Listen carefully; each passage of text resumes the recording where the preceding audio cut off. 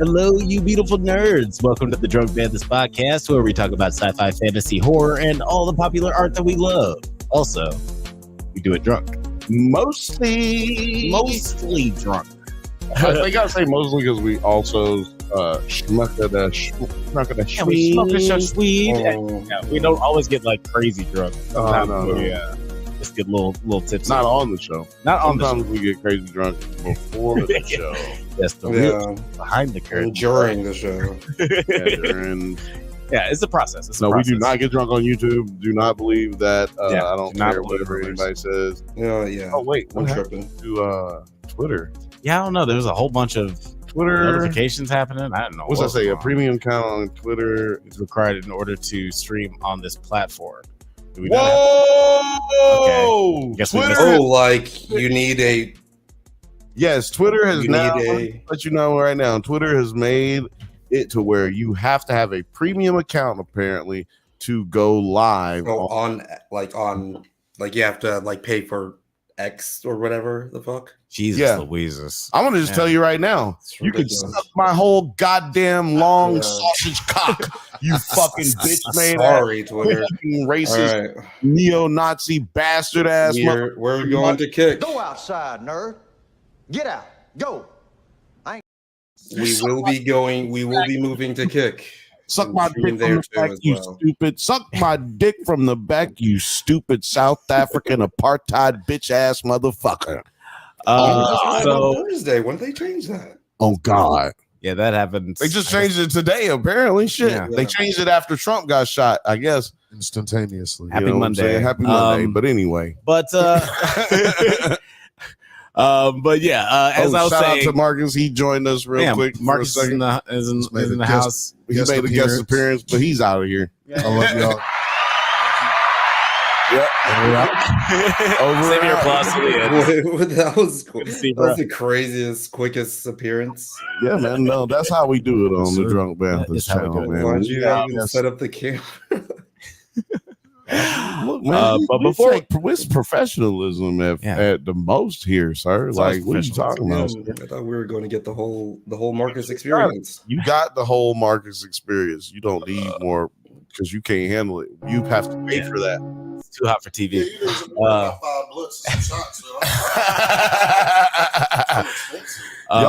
Y'all gotta pay for that. We'll pay for that. The new live. The new pre-recorded members only show coming to you soon on the Drunk Banthas channel. I said it's coming to you soon on the Drunk Banthas channel. Indeed. I'm gonna name the show on Thursday. I'll let you know what the name is. So shout out to y'all. That's right. Bantha Bunch is going live. That's all the time for free. And it's gonna be going down. That's what we call in the entertainment biz a teaser. But before we lose all of our viewers, let's move on with the show. As I mentioned, I am Jedi Master Grayson. I'm joined as always by my co-host and brother Bill. How you doing? I'm doing all right, man. I'm doing pretty good. You know what? I'm doing great. How are you doing? That was like almost an Outcast song. Feeling great. Feeling good. How are you? Good. How you been? Doing good, man. Doing good. Ready to talk about what we're talking about tonight. I didn't turn the AC down low enough. This light is hot. So there's a tornado warning going on right now. So if you see a branch just sticking out of my chest one of these times, just let the show go on. Actually, when was the last time a tornado hit the middle of fucking Chicago? Get the fuck out of here. The sirens were going. Yeah, no, I'm just saying. Twister. When did it happen? I think in the movie Day After Tomorrow was the last time a tornado touched down in Chicago. Exactly. But guys, we have an amazing show for you guys tonight. Yes. Oh, guys, please hold your applause till the end. We are talking about The Boys. We are talking about The Acolyte. We are talking about HOTD. Oh yeah. Oh, love these music drops. Get that HOTD. And as always, we're talking shit. But we can't move forward without our lovely panel. The panel's a little light tonight so far. who knows? Light in the booty hole right now. God damn. Well, I don't know see. what happened to everybody. Light in the booty. I don't know what that would entail. But I will. There's no shit. Remember, we talk shit. Oh yeah. Okay. All right. I see We the talk connection shit. there. And there's no booty. It's light in the booty. Yeah, it's light in the booty. Right now, we can't talk as much shit. Yeah, not quite as much shit as usual. No. But we do have a philosopher of the barbershop variety in the building. 9. What's going on, bro? What's good? Shout out to everybody. Thank you for all the birthday wishes and people that reached out to me. That is like so nice of y'all, and I do appreciate it. I do very much appreciate it. Yeah, happy anniversary of birth, bro. You and Blake, both another 9 nerd yards. We made it. Yeah, like guys, definitely send all of your happy birthday shout outs to 9. Yeah, let him feel welcomed. I want to feel the love. Yeah, let him feel the love. Film Age is showing the love. What's up, y'all? And let's move on. I guess we'll do a couple plugs, get the plugs out of the way before we move into our topics of the night. Before we get started, I want to remind you guys that every Thursday we got the Bantha Bunch live, hosted by your favorite cousin Bill. Do you guys know what you guys are going to be talking about this Thursday? Ooh. Oh, I'm so glad that you asked, Alex. We'll be talking about. I have no fucking idea. We'll definitely be talking about Trump, Pito, and we'll be talking about. We'll be talking more about 1,000. The man with 1,000 kids, or man. All right. I guess I gotta take a look at that. There's babies in this bitch, and we might talk about Supercell if these niggas have actually watched it by then. So I finished it last night. So yeah, we'll talk back about that. We started a little bit of that last week, so we'll talk about that again. And this music is from the Bantha Bunch show, so you're too nice. Thank you very much, Phil. You're too nice. Phil Mage giving out the birthday shout outs. It's birthdays in this bitch. You guys hear about that one lady? I think this happened months ago, but like she was at a bar. This I think happened in the UK, but she was at a bar bantering up with some dude, and then she asked this dude to like guess her age, and he guessed like a little bit over, like 40 something or whatever, when she was actually like 38 or 39, and she fucking hit this dude with a glass across the face, like cutting his face open. I like it. That is well, you should not ask that Irish? question if you don't want to know the answer. Was she right? I don't know if she was Irish. I know that the judge gave her no time for it though, which I was like, damn. That's she must have been hot. That's wild. She must have been hot. That's how they did that girl who was talking to 12-year-olds. The teacher who was talking to 12-year-olds. You know what I'm saying? She was. Hey, I'm saying talking, but you know what I'm saying. As we all know, appearance does hold a lot of weight. If you're attractive, a lot of doors put your weight on it. Oh, sorry. But if you're ever asked that question, just do what Phil Mage did. I did not. Oh. Hey, you don't look a day over 18. Yeah. 18 is a little sus, though. You know what I mean? It's a little sus. Like you're saying, I can't consent. I look like I can't. You know, you look like a baby. You is a baby. Yeah, always choose the under when it comes to guessing a woman's age, and or just don't guess at all. That's probably my. And what advice. You just got right now is a little taste of what happens at the Drunk Bantha Bunch show. That is true.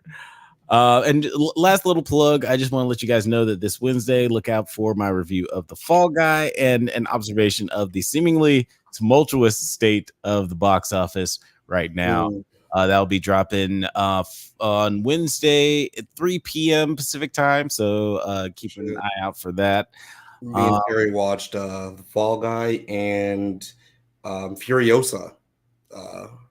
Nice. Oh, dope. For that day. Yeah, the day that you guys... or the day that Bill left, I would say, left Chicago. That's a cool little double feature. I've actually bought those are like two of the few movies that came out this year that I like bought as soon as it was available. Like, yeah, I gotta have these. Disappointed with both of them. Gotta have it. Disappointed with both? Gotta have it. Y'all have to. Y'all are extremely hard to please. Y'all didn't like. Y'all thought this was a filler episode for House of the Dragon. Like y'all don't like the Fall Guy, or I said no. Like I like the Fall Guy. And then Furiosa did grow on me too. But I mean, if you're disappointed at all in the Fall Guy, you had this expectation of movie that doesn't exist. It doesn't exist. Whatever you expected out of Fall Guy that you didn't get, that movie don't exist. It don't exist nowhere. That's no, I like that. I like the Fall Guy for sure.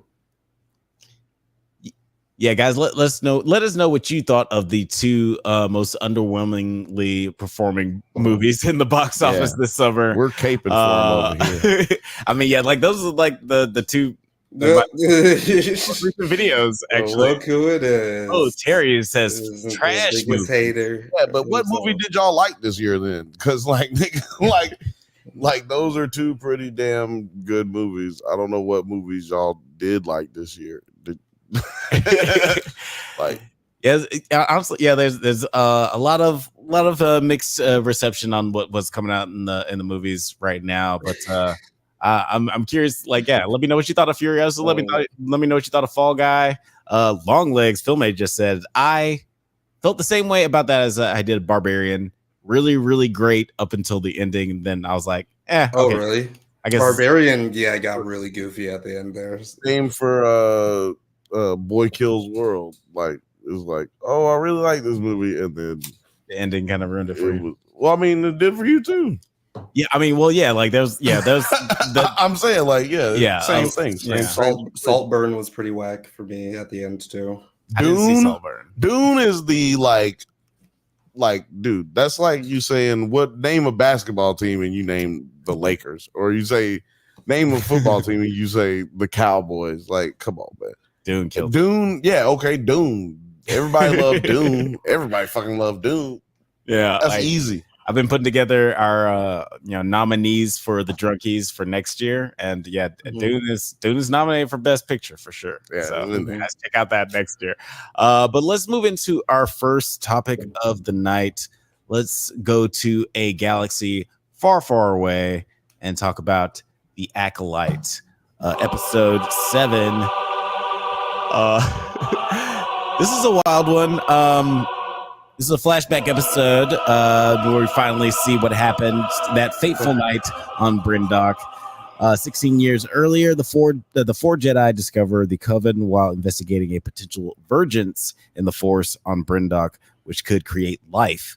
The results for the twins' M count, which shows their Force sensitivity, indicates that they were artificially created with a single consciousness split into two bodies. Now, I'm curious how you guys feel about this, because we haven't really talked about this aspect of it very much on the podcast, but a lot of the people online have been mad about this aspect of the show, how they say that it cheapens the rarity of Anakin being born in the Force. I personally feel like, this makes the universe a little bit bigger and shows like the short-sightedness of the Jedi and how they just think that the Force can only be used one way. But I also feel like, just two examples of someone being born out of the Force over the course of hundreds of years it's still pretty rare. Crazy, yeah. I still feel like it's pretty rare. Like, I don't feel like this is happening all the time. That's my personal opinion. Do you guys feel the same way that this is just like sort of ruining lore as far as Star Wars goes? Nine, I'll let you go first. Well, I really never gave a shit about like Anakin, like where he came from, like being born of the Force. It didn't really touch me, and I think that like. This is all right too. Yeah, it didn't really touch my spirit. Like, I didn't think that was like a really cool part. Like, he's just a really, powerful individual or whatever. And the effects of like how the Jedi trained him is like kind of like the main draw for Anakin's story for me. So it's all right. Okay, like, did you feel the same way? How did you feel about do you feel like this is ruining the lore or fuck the canon? That shit, man? That's stupid as shit. I agree with Othelius. I think it's dope. Let me say this right quick. I'm on some shit right now today. I'm on some shit today. Okay. He's got the time. He's got time. I got time for y'all nerds today. You know what I'm saying? Go outside, nerd. Get out. I'm trying to tell you, I got time for you. If you don't like this show, for like just flat out don't like it, I do have to question your Star Wars fandom. Like, did you really fuck with Star Wars like back then when it came out? Do you just really like hating it? Or have you gotten so used to hating Star Wars you don't know where your love starts and your hate begins? Is that your issue? Because I really feel like some of these issues that people are taking outside of the sexism, outside of the homophobia, there's that, outside all of that racism, outside of that, always outside of that, I feel like if you don't like this show right now, outside of the pacing issues that we've had with all Disney shows, right? I just feel like it's a little bit too much hate out there. Like, you know what I'm saying? How much did you really love Star Wars? Or did you just like lightsaber battles and goddamn, British white people voices talking about shit all the time? I just feel like that's really what people like. Because I've seen people complaining about set design where things look old, but they new, and things look new, but they old. Nigga, that's called Star Wars. Yeah. Star Wars. So like, how are you complaining about set design and shit like that? Like, I don't know. It's just I'm gonna let y'all speak because I just had to get that off my chest, man. I feel like it's like you feel like it doesn't matter with the Force thing though. Like them. No, absolutely not. I think that's cool. Like, and I think that if you feel like we just have to keep everything one way the whole time, then you are lying to yourself when you say I need something other than just the Skywalker story. If you want more than the Skywalker story, we have to elaborate on what exists. And the Star Wars has always progressed. Every single Star Wars movie since the original trilogy has introduced a new aspect of the Force in every movie.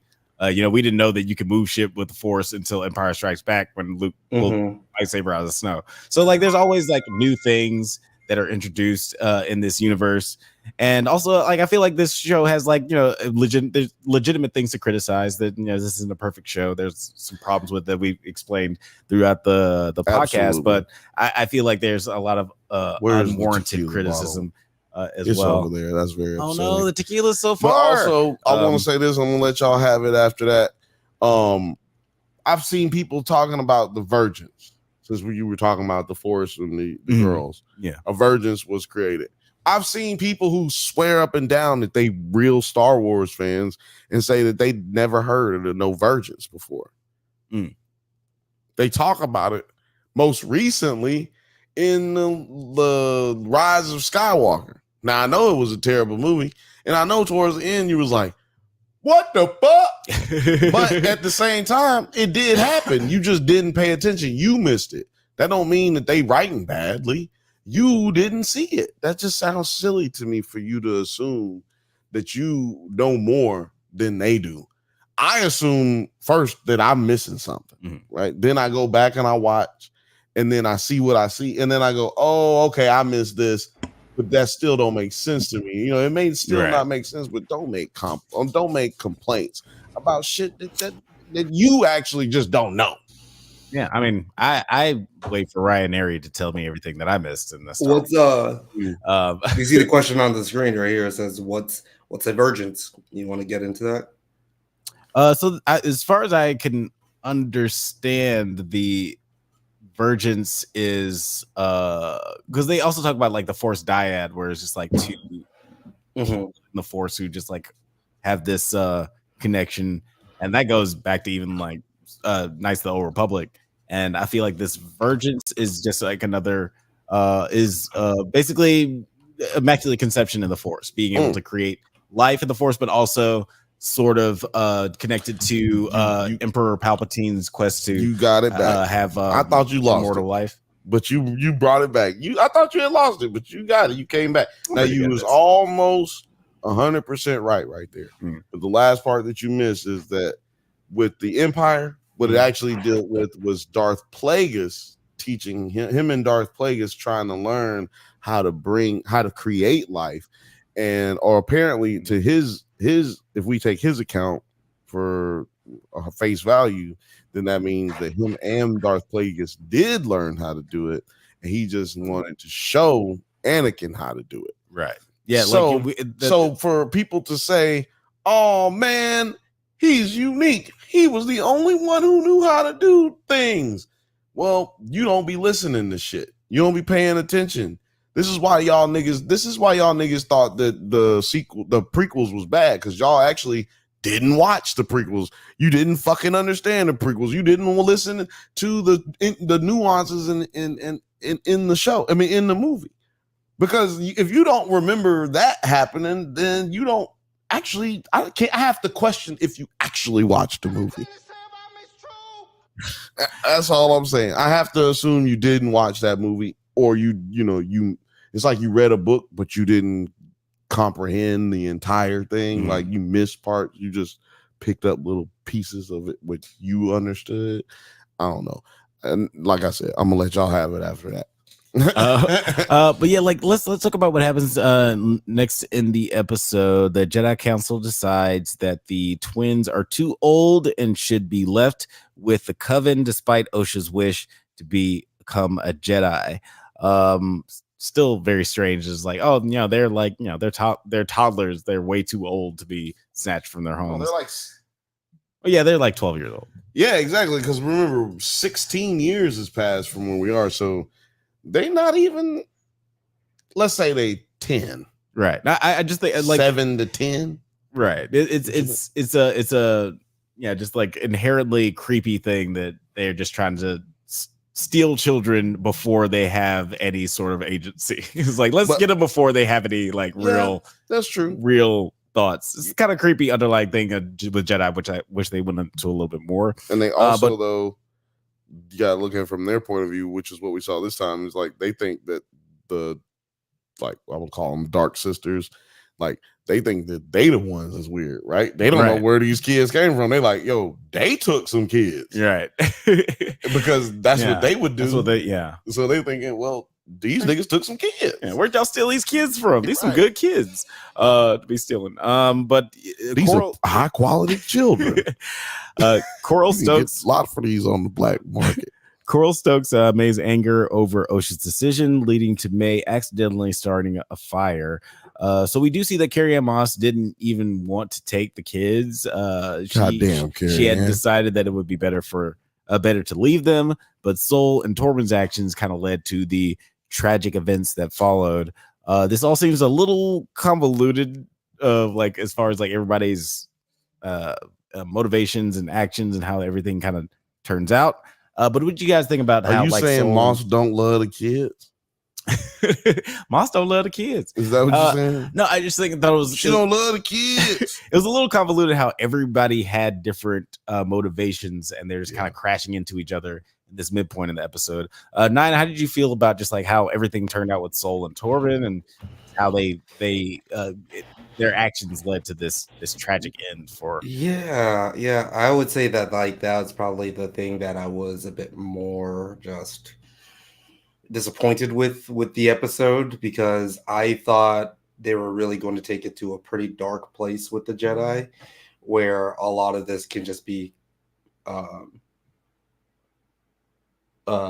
sorry, Latilia's just posted something to the chat saying Bill is like the most hold on. He just posted something to the Discord saying Bill to all the annoying Star Wars fans. I wish I had that pulled up. You gotta pull it up. It's a Naruto clip. Hold on, let me see if I can. Yeah, you gotta pull that up. You gotta pull that up. Oh shit, it's the clip. I went on my rant, you know what I'm saying? Only person if I can. My rants is on feelings. Right. You know what you sound like right now? What? You sound like a bitch. Sit down and stop complaining. That's me. I don't got the Discord on my computer right now. That's But yeah, and also join the Discord, man. The 900 Yards Discord is always popping off. As of late, we got like a bunch of film director. We got people that are making movies and shit, and always wanted to talk film themselves. So join something, shake something. But yeah, I think with this right here, with what was going on with this episode, I thought they were going to take it to a really dark place with how they were going to reveal what the Jedi did and the role that they played with like taking out all these people. Like something that like really stood to me as like, this is why a nigga was going to like, Torben killed himself when he was given and I just don't feel like it hit that effect for me. I was like, okay, no. If you're going to go as dark as someone's going to kill themselves because of the shit that happened, then let's make it even like darker on the reveal, which I did not feel. Yeah, like, did you feel the same way, Bill? Did you feel like this could have gone a little darker with the reveal of what actually happened with Sol and Torben and Carrie-Anne Moss? I can't remember her character's name. Repeat the question. You saw I was doing something. What? Repeat the question. Do I feel like Carrie-Anne Moss and Sol was what now? Do you feel like this kind of got on a little darker? All this buildup of what the dark secret is. You think that it could have been? Yeah, I get it. No, I think that everything they did was good. Like, now what I will say is this should not have taken us this long to get here. You know what I'm saying? It shouldn't have taken us this long to get here. I feel like we could have did this. Well, it's like we said before. This should have been either a movie or the episode should be longer and we should have less episodes. Right? If we were going to do 8 to 9, well, this is 8 episodes though, right? Yeah. 8. So if we're going to do 8 episodes that are only 30 minutes long, which really are a 22-minute episode because they got fucking 10 minutes of fucking trailer. I mean, not trailers, but credits at the end of every Marvel show Marvel or Disney show or whatever. I don't like that. I hate that. Like, we might as well just be watching this on the Disney Channel on cable. And the shit that like because like Apple TV, I started watching what's it called? Dark Matter, by the way. I'm on for the first episode, finished the first episode. But like on that, when you go to Apple TV, it shows you the runtime of the episode, excluding the credits. And I love that so much. I wish that they would do that. And then probably look at themselves and be like, well, this episode is short as fuck. Actually, we need to probably stop disappointing people. Yeah. What's Othelia say here? Can you read that right there? Othelia says the shit the priestess said about the Jedi's good intentions being the end of the galaxy was the read of the century. Damn. I did really like the way that the priestess and these witches were depicted. Like I feel like this kind of opens the universe of Star Wars a little bit more. Just like, oh, this is a whole other sect of Force users, and y'all don't even know how their rules work. They have their own set of rules and the way that they use the Force, and that goes down to their doctrine and their morals and the way that they treat children as well. So I thought that was an interesting way to blend these two things together. And they also never mind, go ahead. I forgot what I was gonna say because I was letting you speak. I was gonna cut you off, but then I was like, no, I'm gonna let him talk. And then I started thinking about something else. I was gonna say that she's hot though. She's definitely witch mommy. Oh, yeah, she pretty that's what I was gonna say. It also tells us that, like, introducing us to these characters tells us that there are other types of Force users other than them. Mm-hmm. Yeah, but the Jedi have been oppressing these practices. Yeah, and I like to which is wild, right? Like we find out that the first virgins that we found out about was Anakin Skywalker. That nigga is like right, kind of like the Jedi are evil. Yeah, the Jedi are evil. Like he saw it from a different way, and no one was willing to be open enough to that, to where they could kind of, well, to be fair, Yoda never got there, right? Yoda never got to him and actually got to talk to him in those conflict moments. Yeah. It was just the people who were against him and Obi-Wan who was like just trying to help him, like, you know what I'm saying? Like, not really, he was too soft with him. Right. Yeah. Because Obi-Wan, anyway, I don't know. We get Yoda did have that conversation with him though. With Anakin? No, I'm talking about after that. I'm talking about in the moments when he broke. Right. Yeah, because you could argue that when Yoda had that conversation with him, that's what was allowed him to not go off the deep end right then and make it to the next movie, right? Like make it them years that pass by. It ain't no couple months from the second movie to the next movie. It's years that pass. Yeah, I can kind of remember what Yoda said, but it did feel like a little bit bad advice that he gave him at first. Leads to the dark side. Yeah. Fear leads to hate. Hate leads to the dark side, basically. I'm paraphrasing, obviously. I guess like he should have been like, "What you going through right now, bro? Because like you acting weird right now. You like a little weird." I feel like kill people and he still let them get a pass. That's love right there. That's like, nigga, I love you, dog. Like you really need to, you know what I'm saying? Like you need to chill, cuz. Yeah. And then later on in this episode, Torben, eager to return to Coruscant, sees the twins imcount as proof of the vengeance and vergence, and rushes to retrieve the girls. Saul follows the pair.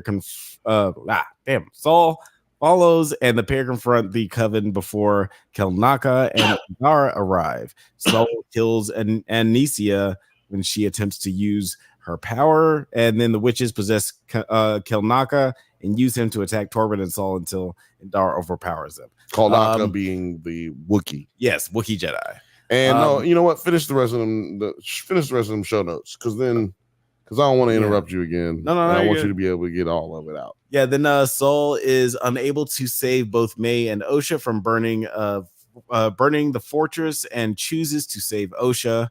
As they return to Coruscant, Indara decides to blame the incident on May's fire and not tell the council about Saul's actions, so he can train Osha as his Padawan. So yeah, a lot happens in all that.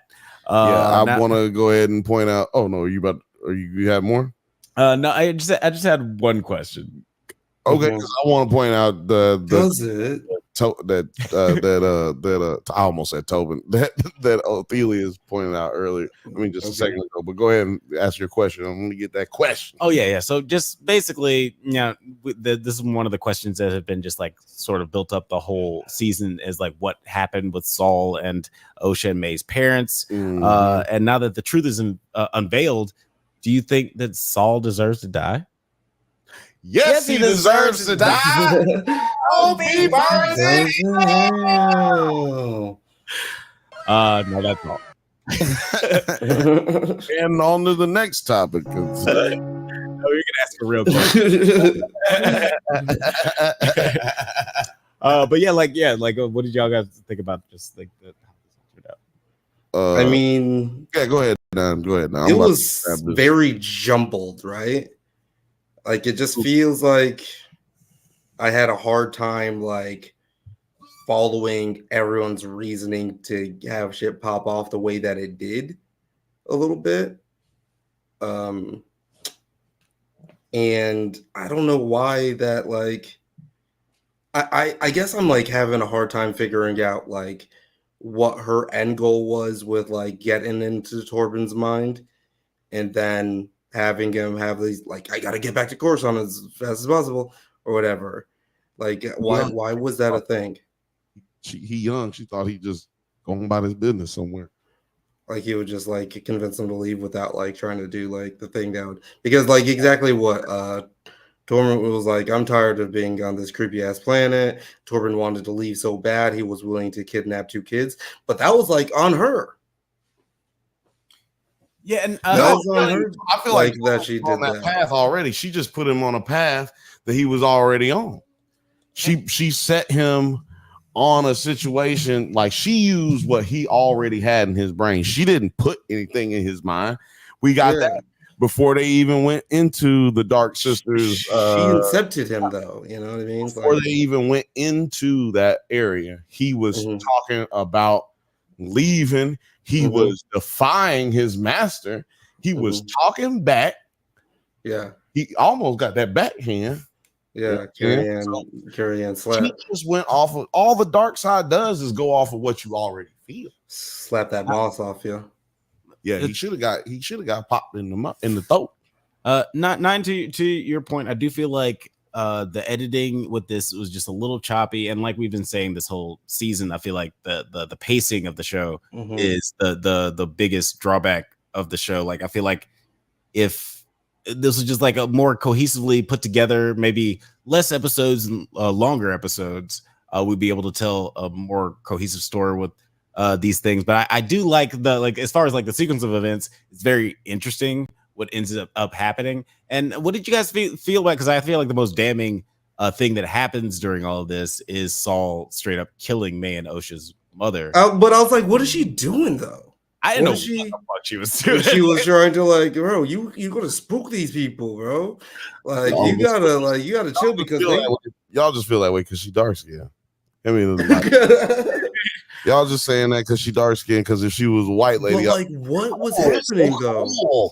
I just didn't know what she was saying, doing. Look, it's just programming. Like, it ain't you trying to accomplish here because like we got Osha about to like also eviscerating or some shit.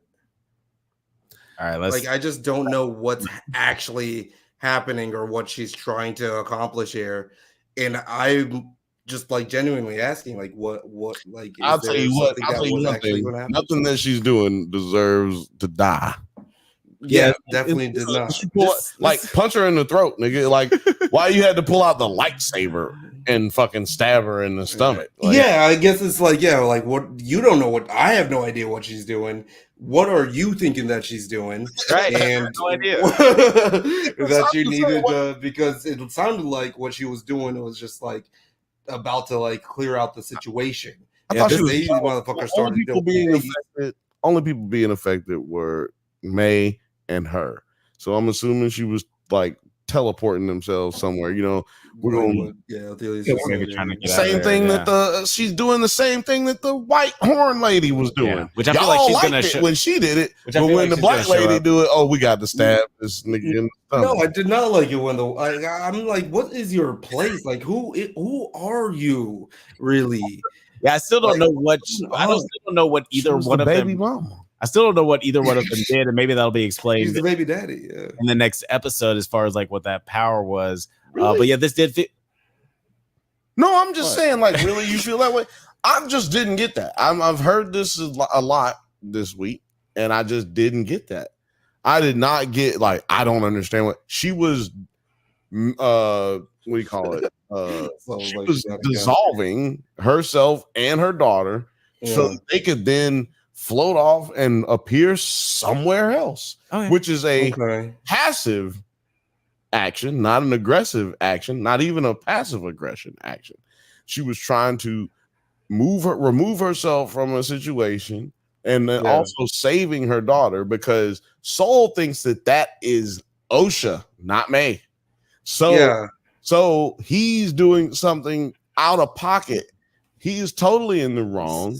And I never felt like something negative. I'm just saying, I never felt like something negative was happening in anything that she was doing. Now I'm saying, I didn't either. But like at the same time, it's just like it did look like crazy. And I guess I just don't understand what she was doing because, like if they didn't present that power again, because the next time we see the old girl do this black, lost smoke monster thing, she is like possessing Kelnaka, the Wookiee. Yeah, her and the rest of the sisters. So they didn't if she like teleported away, then I'll be like, okay, that's what she was trying to do beforehand, right? But that's not what she. Right. That's not the power that the power set that was ever explained. It is. There's definitely I think we can all agree that this was like a proverbial I'm trying to open up my glove compartment and then I just got fucking Mhm. shot 6 times. So it's Yeah. I was trying to put my sandwich down, and you thought it was a gun. What this is? right. A fucking acorn dropped on my roof, and he thought it was a gunshot. And the police shot He's me still here. 72 times. God damn it. But we got to move on to the next He's topic. coming right for me.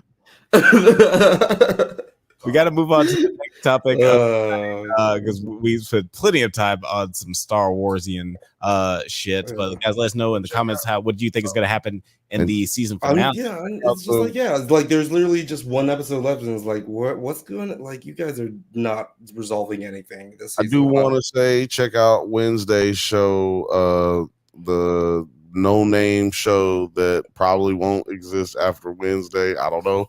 It might keep going. I don't know. But Might keep going. doesn't have a name. We'll be on Wednesday at 6 p.m. Pacific time. Oh, yeah. Guys, check out Chelsea and Kirstyn as they break down the East, finale. 9 p.m. Eastern. Right. Yeah. But guys, the 6 boys, p.m. Pacific time, 9 p.m. Eastern. That's correct. guys, the boys are back in town. It's season Alex, 4. don't be so goddamn disrespectful. Whoa. It's season 4, episode 7, The Insider. Butcher bails out Frenchie from jail to assist Samir with the virus. You know that. MM gives up. Oh, sorry. MM gives up leadership to the boys, passes the baton back to Butcher again, and considers leaving with Monique and Janine. A-Train convinces him not to leave. Now, I'm curious how you guys felt about. I'm curious how you guys felt about this scene. I want to get into the scene later when like A-Train and MM come in and they're the Black Cavalry.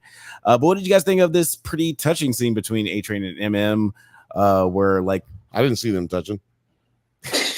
what did you think about this emotionally touching scene between A-Train and MM? And do you think that MM ultimately made the right decision by not going away with his family? I'll let you go. Yeah, of course. Like, that's stupid. Like, how would he? Like, he can't. First of all, Because he was right. up for the next season. So that's just dumb. Okay, I hate when niggas narratively. do that. No, I mean, I just hate when storylines do that because it's a waste of my time. You just know. Yeah. We already know. It's kind of like you pointed out in a couple of videos that you've done, you know, when they make it seem like, oh, this one character is going to die, when we know this one character is not going to die. You've spent so much time on that. It's not exciting to me. You're right. You know what I'm saying? The plot armor is too thick on this character. And also, if this character dies, then we don't really got much of a show. Not saying that's the same with Mother's Milk. I'm just saying that that's the theory, you know, the concept. With Mother's Milk, yeah. And so to elaborate on that with Mother's Milk, I just thought it was dumb because we know he ain't going nowhere, and if he did go somewhere, he's coming right back, right? Mm-hmm. Like, you know what I'm saying? So I just it was Mother's Milk is actually one of the characters I think literally can't die within this narrative. Right. But like, as far as like just as a decision for, you know, the safety of your family or whatever. There's an interesting yes, the sanctity of marriage. Family. But you know, with this decision that he has to make, you know, he's trying to keep his family out of harm's way and then possibly actually join them. I mean, we've seen him send his family off to safety when shit gets hairy with the boys before, but this is his opportunity to go with them and not get caught up in all this bullshit. He might not be physically, you know, capable of continuing this job because he just passed out in the middle of a job last time. Yeah. But so do you guys feel like this is really like logistically the best decision for him to keep fighting this fight? Or do you think that it would have been, at some point somebody has to hang up the jersey? Do you feel like this would have been a better moment for him? He's going to have a heroic end. Technically, he started the fight, right? Like his fan, like he didn't like superheroes didn't start a fight. They fucked his shit up, right? Mm-hmm. He's starting the fight. His family started the fight. Mm-hmm. So you can't start a fight and just leave and expect nothing, no repercussions, you know, no blowback. You can't be in a fight like a war and expect no blowback. You can't just leave. You know what I'm saying? So I feel like him doing the right thing, the only thing, the only thing that makes sense outside of my joke and his plot armor and whatnot. I was just that was a joke, but it also is it also is serious. You know what I'm saying? Because like, what am I supposed to believe? I don't believe that this nigga's leaving. And I think that it was a good play though for them to do it, only because A-Train ends up being the one convincing him not to leave, and then A-Train ends up being the one got to leave. Right? That's interesting, right? Like he ended up having to move his family, which is larger than the two people who him would have had to move. So yeah, they kind of like brush that away. It's like, oh yeah, and then A-Train's family is gone. Like they're estranged and they don't really talk to each other anymore. Last time we saw them, his brother, it'd probably take like 45 minutes for him just to convince him to listen. He's fast, to him. Yeah, he just talks fast. But kind of brush that away. I would have liked to see a little scene with like he can't get away fast either. So right, no, he's in his wheelchair, dude. Look, first of all, none of his family members have powers except him, right? Right. So all he has to do, they can be in Istanbul before he even explains anything. Like, you know what I'm saying? Like, yeah, he can have all of them sitting in an apartment that he already purchased for their ass. It would be ridiculous if he didn't have a safe house or safe farm, I should say. Well, no, see that if he does have something like that, he's getting caught. You know what I'm saying? Like, I think that he would be smart to have. Because he's so fast, he can go anywhere in the world really quickly and get replenishments, rations, food, water, DVDs, wherever they got them at now. But like he can go get them, right? Yeah. Wherever they at, he can get them. And they ain't got you should go as A-Train for Halloween. So MM said, Othelia said, MM is really like that old revolutionary that's getting wary of the fight. It just got to seem like an uphill battle at this point. And I just feel like the exact same. Like it's an uphill battle, but you gotta keep fighting, right? Like if you uphill and it's steep, shit, going back downhill ain't comfortable either. You got to just keep going. Yeah, no. I guess like if Homelander knows, okay, yeah, he says what place is safe from Homelander. If Homelander knows like to look for you, then I don't think any place is safe. But the reason why that Becca and Ryan were able to stay safe for all that time is because he didn't know to look for them until he did. So it's going to have to be a situation where he just thinks that you're dead. He did not know where they were when he was trying to find them, and he knew he needed to find them. He could not find them. He couldn't find what's his name? The invisible nigga. Translucent. Yep. He couldn't find Translucent. They were able to keep all kind of shit from him. Homelander. Let's just talk about this. Y'all surprised about him crying when A-Train was found out to be the leak? Because to me, he's so sad about it. It seems like he ain't even gonna worry about trying to find A-Train. Like that shit hurt his feelings to a point. But he also, if he does see A-Train, obviously it's on sight. I don't think he's gonna be crying. It's on that site, yeah. He cried when Black Noir betrayed him, when he found out Black Noir had been lying to him. Yeah. But it's because he's a child. And I try to always think about Homelander as a child. So how did y'all feel about that scene? Or do you feel like he had some kind of, does he really have a real feel of a connection for him or something? I would say I am skipping a little bit, but we already were talking about A-Train, so I was like, I'm asking. Yeah, this is narratively linked. Yeah, sure. Like in this scene, I do feel like it kind of reminded me of, which is I remember a lot of people having a problem with at the time, as when Thanos kills Gamora in Infinity War. Spoilers.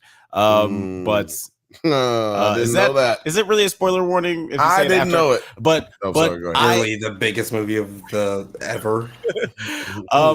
But yeah, like that's his interpretation of love and how he connects with right, and that's why it works. That's why he ends up getting the stone. Not it's not right. Yeah. It's not Yeah. good. Yeah. It's not a Right. representation of love, but that's Right. true in his heart of how he feels. And I kind of That's feel a like good point. the same way about Homelander, where like he definitely like feels like he loves A-Train and Noir, and he has these connections with them. He's like, oh, I thought we were Yeah. bros, but he doesn't realize that he's been treating them like shit Yeah. their entire interaction with See, each you other. know, He's been losing OGs left and right, you know. Yeah. Like all of his OGs are gone.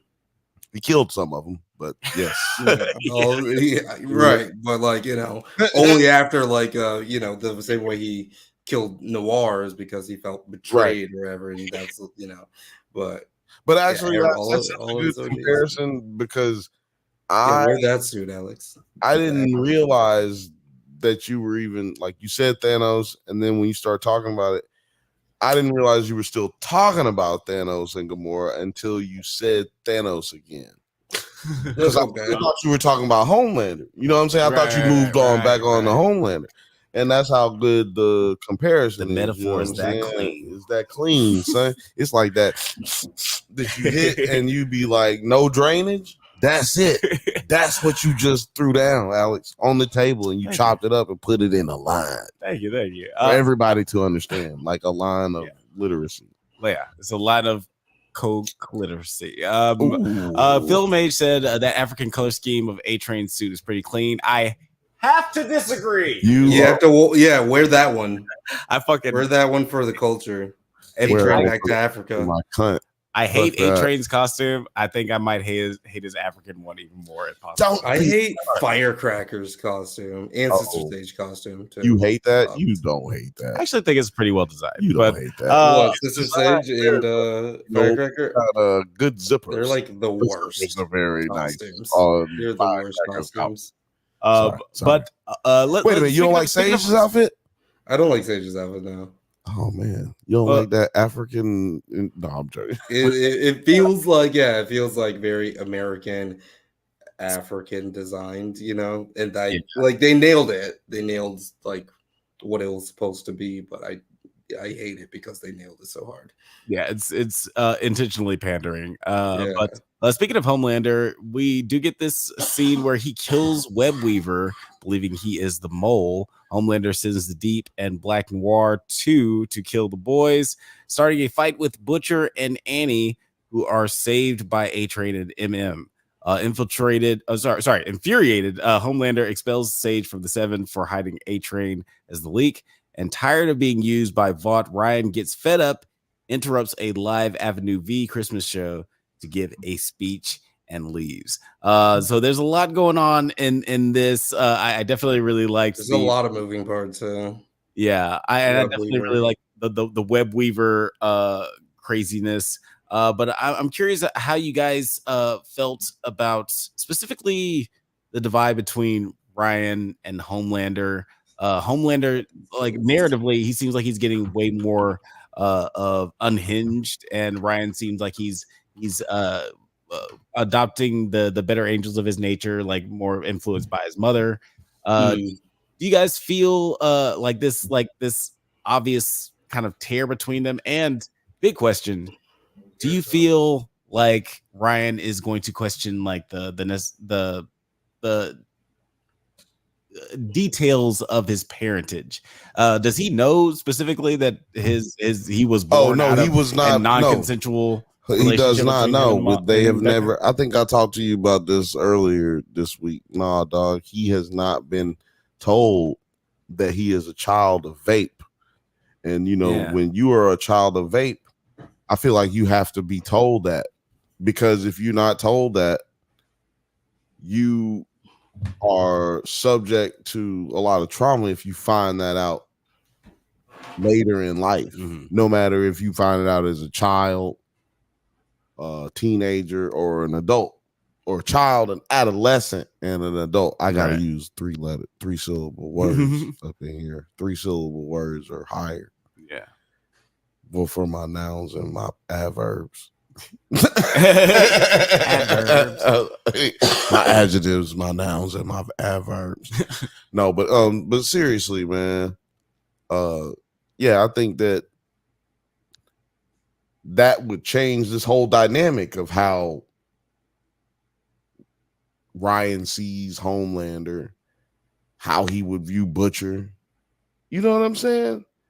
Like you like essayed my mom.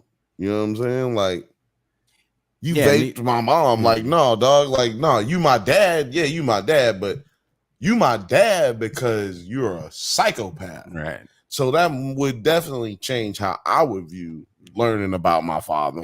You know what I'm saying? Yeah. And I feel like they're doing him a disservice, the character, not like the show. But like I feel like they're doing him a disservice by not having him know that information about his father. And I do feel like it's at least narratively, it feels like it's gonna come up because with Ryan becoming more aware and just like leaning more towards just like the love and the teachings of his mom, I think, and just like the awareness of an adolescent, I think this is gonna be the point where he's gonna be like, yo, why did you and my mom hook up? Like, what did she possibly see in you? It's like I feel like this is when he's gonna start asking questions about their relationship, and that's gonna show like a real tear. You think he's gonna be like, "Oh, dude, you're too big of a fucking asshole for my mom to be into you." I feel like we're gonna have that conversation in the next episode where he's like, where he's gonna be like, how did you and my mom meet? Like, I bet that's gonna be a question that happens in the next episode. Nine, do you feel like that's where this relationship is going with Ryan and Homelander? Or am I crazy? Yeah, no, I think that's like going to be one of the main conflicts, right? With even if like Ryan still has like some type of beef with Butcher as well, right? I think that's going to be like kind of like the triangle. And I think you guys actually said that in like the premiere or whatever. Yeah, you're like, this is the triangle or whatever. And I was just like, oh shit, it's actually a fucking triangle with Ryan over here, Homelander over here, and Butcher over here. Like, I think that is going to be like the season conflict with all of this, these other pressures that they're building up surrounding them. But ultimately, it's about to be that type of thing. And it's, you know, leaning into the father-son type of bullshit. Yeah, yep, you're absolute. I mean, you just said we said it. So I can't help but say that you're absolutely. I mean, you're my thesis sourced by Alex and Bill. Hand me that shot glass over there. Oh, yeah. No. I was just joking, but yeah, like only reason we pointed that out is not because we really felt like, oh, it's gonna end that way or whatever. It's just that they gave like that last scene in season 2, I believe. Okay. Where Ryan accidentally kills his mom and what's her name? Racist Nazi lady. Yeah. She's Jewish or Nazi? Storefront. She's a Nazi. How's she Jewish? Things were it was a complicated. Isn't it like Hitler's situation? He's like Jewish and Hitler is half Jewish. I'm just saying the actress who actually played that lady is She's been on a couple shows that I like actually. She was in a movie with a friend of ours named Eric Martig. What was the name of that movie? I forget. You know what? Look up Eric Martig. Look up her. Boom. I also have my twin, William Jackson Harper. Yeah, it's got William Jackson Harper in it. Yo, check that movie out. It's on Hulu. I know that for sure. Othelia said this nigga Bill about to start singing Junction. What's your function? But can I ask a question? Oh shit! I also want to ask a question. Hold on. Could you? Yeah, I don't know what's going on there. But I do. Can I ask a question? I do. Does it? Just to shout out Athelius's chat. Eddie said, "I don't need powers. I got these fucking hands." We did see in the first season that she had trained really hard to be a superhero. I'm glad that comes in every once in a while. She's a better fighter than most. Well, she actually tried to be a super. What we learn is in season 1 and season 2. She actually was trying to be a superhero. Yeah. She had no idea that, like, everybody else knew that it was bullshit except her. Yeah. Except for her. Excuse me. And that's why I like her. Apparently, she was never on any of the smaller vault teams. Like, they had like they have versions of the Teen Titans, they have versions of the Suicide Squad, they have versions, they have all these different versions in the comics, which they've expressed that exist in this universe, but they've never dove into that. Shout out to the Streaming Meanie. Yeah, Streaming Meanie. What is up, though? Shout out to y'all. I just want to say this real quick. Better time than now to say this. We are not allowed to go on Twitter live anymore, so the numbers are going to go down. You know what I'm saying? So what I want y'all to do, if you can, if I just want to say, please, Elon Musk is making it to where we have to pay to go live on Twitter. I still call it that. He hates that. Yeah. But if you want to really help us out, please share this, like, subscribe, but please share it. Like, throw it on Twitter or whatever, you know what I'm saying? Like, it really helps us out. I hate to be a begging ass nigga, but like, because that's lame as fuck for real to me. But like, please share it, comment in the chat, because that shit really helps. If you chat, the more you chat, the more people come into our channel and hang out with us, and we can really get a good discourse going, man. Let's fucking get it going. And also join the Non-Nerd Yards Discord.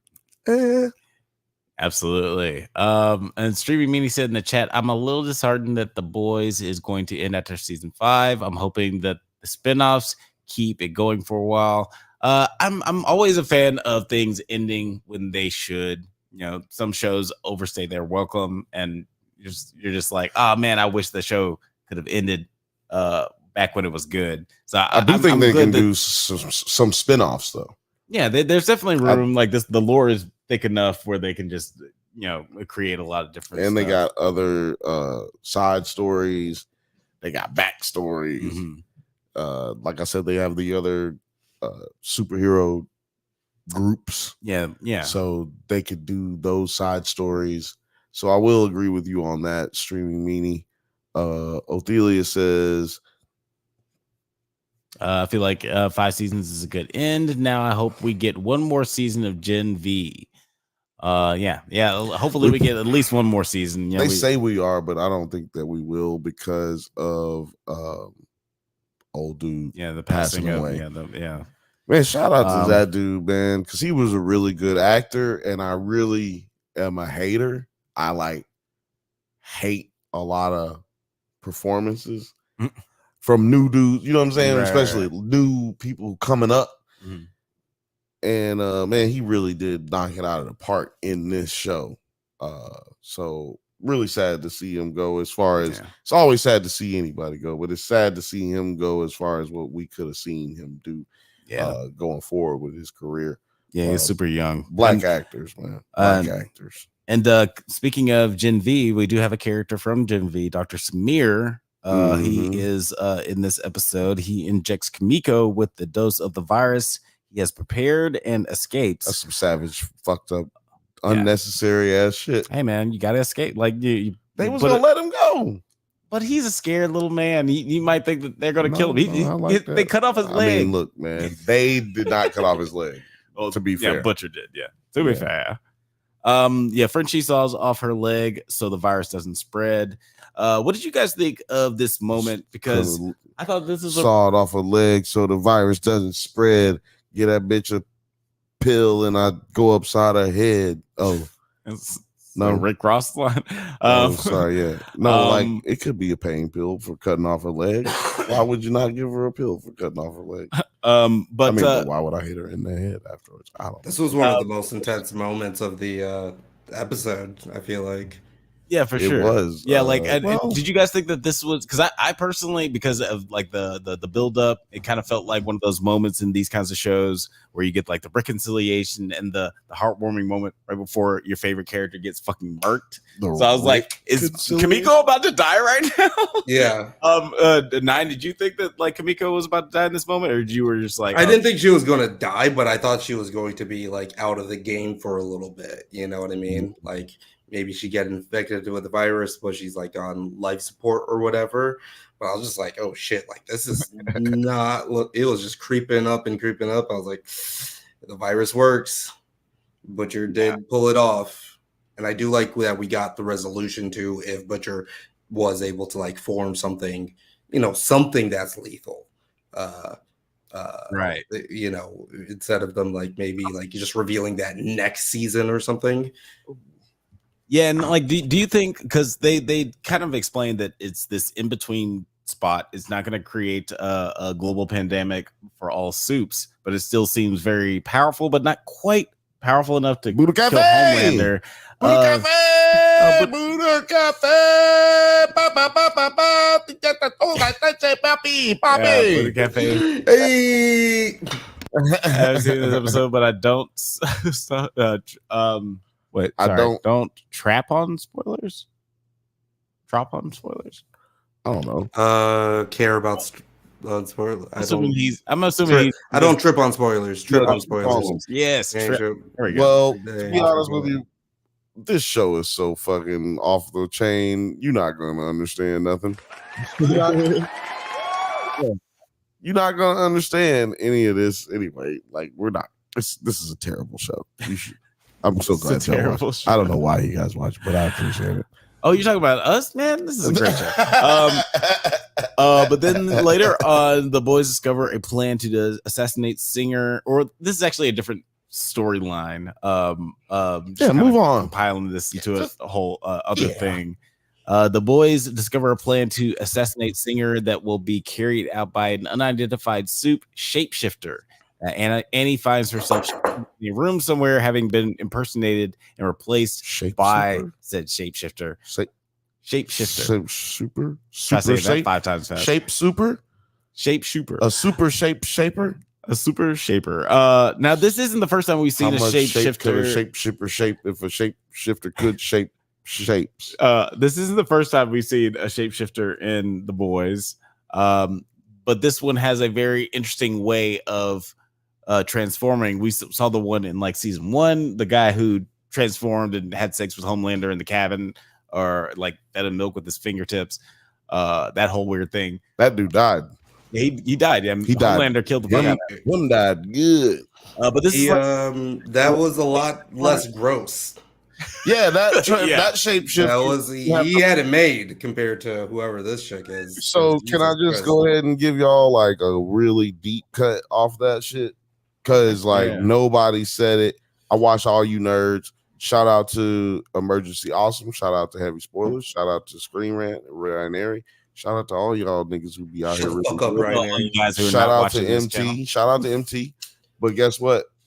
None of you goofy ass niggas. Oh wait, what's the nigga from New Rockstar? New Rockstar. None of y'all goofy ass niggas said this. Y'all didn't have this to say.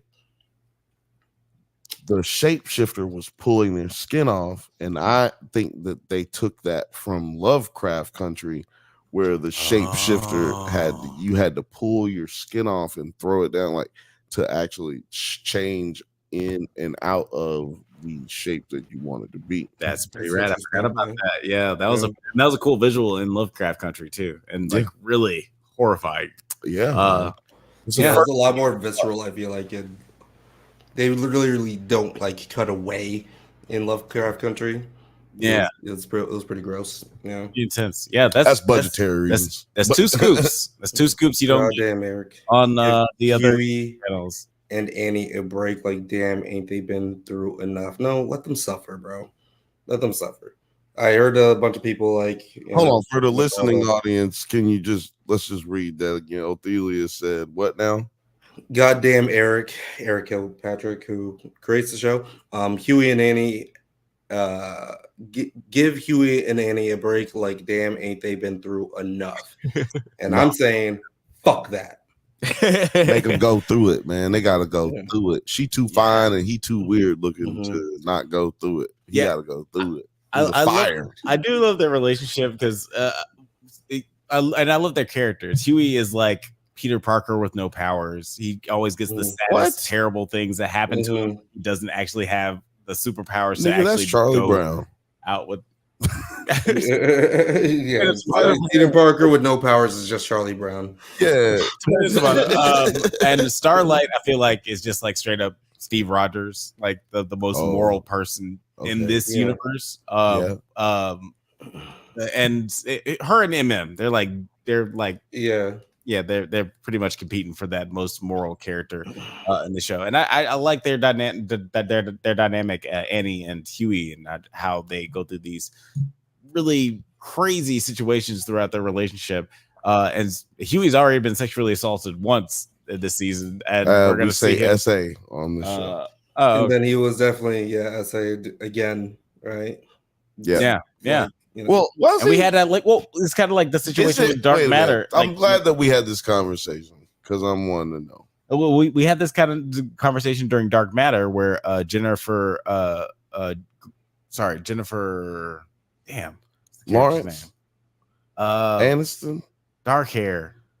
Damn, I know her name. I just call her fine ass girl. That's what I call her. Daniela from her name was Daniela from Dark Matter. Yeah, on the show, her name was Daniela. She has sex with Joel Edgerton's character, who's from a different universe, but she doesn't know whose name is Joel Edgerton. Yes, no, I'm joking. Yeah, I get you. Yeah, no, it's weird, right? It's non-consensual sex. It's like you think you're having sex with someone, right? Oh, and it's a completely different person. So you're saying one of those weird vaped situations, kind of like that. See, but I'm saying this is what I was saying. The conversation is. See, yeah, that's vape. That's a clear case, open and shut case. We don't even need no SVU for that. You know, right. Ice-T, sit at home for this one. That's vape. But the other one, when he's dressed as web Weaver. I almost call him web crawler. Remember web crawler, the search engine? Anyway. You mean when like Ashley is jerking herself off? Hold on. She didn't touch him though until that was crazy. I wasn't here last week. That's a Louis C.K. situation. No. First of all, he definitely said he was there for that. Like that's what he went there for. Whether he knew that's what he went there for or not, he went there. He took a nigga's spot to go do this. You dig what I'm saying? This is a weird. Hold on. That's what I'm saying. This is a weird situation, and that's what I'm asking and opening up the floor for a conversation. It's a small conversation if you just let me, get the whole things out. Like I just don't think that was sexual assault or SA because he really was there for it until he wasn't. But then this nigga just didn't know the safe word. He should have gone into this situation knowing the safe word is all I'm saying. Yeah, that will go into, and that's a different episode, but that goes into a whole other thing about like whether undercover cops, when they do things that are illicit and outside of their character, what is that entrapment? Yeah, I'm just saying like that's right. Yeah. Is that like what are those actions? Has that depict your character? Right. But let's talk about I guess that's pretty much it for this episode. Yeah, we got the Starlight. Let's talk about Sister Sage real quick. Sister Sage, yeah, she's fucking the deep and noir. That's crazy. Well, before we find that out, she is back to life, back to regular smart person, and she finds out that they killed Web Weaver, and she's like very nonchalant, like, oh shit, you killed Web Weaver? Like, oh damn. What you do that for? Like, that's wild that you would do something like that. You didn't have to do that. He is just like a drug addict. You didn't need to do that. Like, and then basically she makes both Firecracker and Homelander look crazy. I just realized right now her name is Firecracker.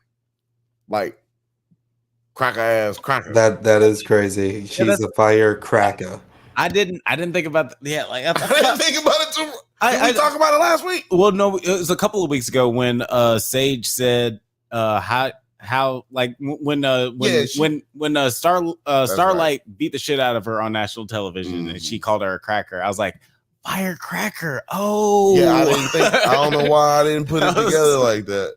Wait a minute, Film Age. Why are you saying wow? Are you saying wow because you already knew? Or are you saying wow because we didn't know? Or are you saying wow because you didn't know? Because you didn't see that coming?